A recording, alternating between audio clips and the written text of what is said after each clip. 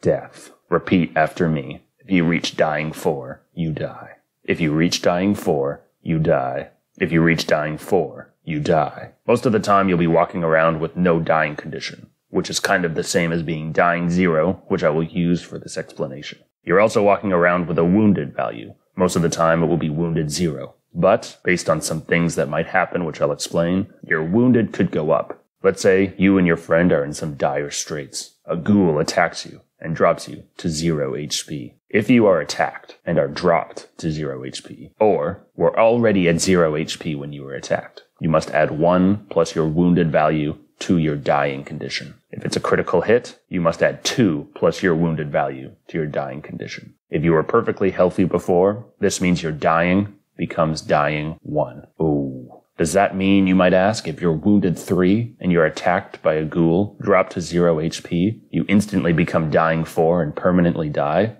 Yes. Yes, it does. So how do you get wounded? Let's say you're at 0 HP, dying 1, but wounded 0, and your friend comes and heals you back to 5 HP. The first thing that happens is you lose your dying value. However, you also gain 1 wounded. You always add 1 to wounded if you recover from dying. Let's review.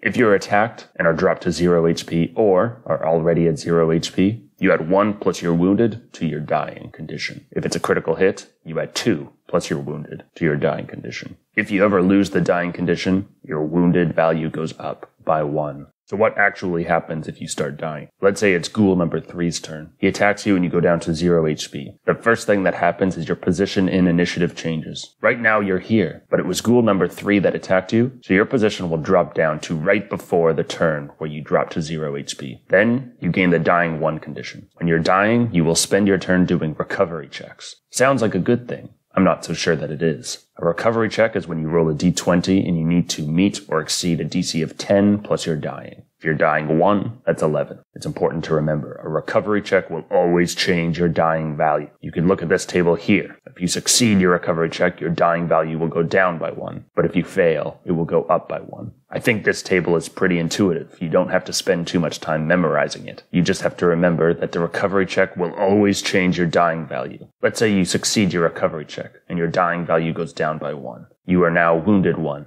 However, you're still at 0 HP, so you're still unconscious. You need to wait for your friend's turn to heal you and get you back into the fight.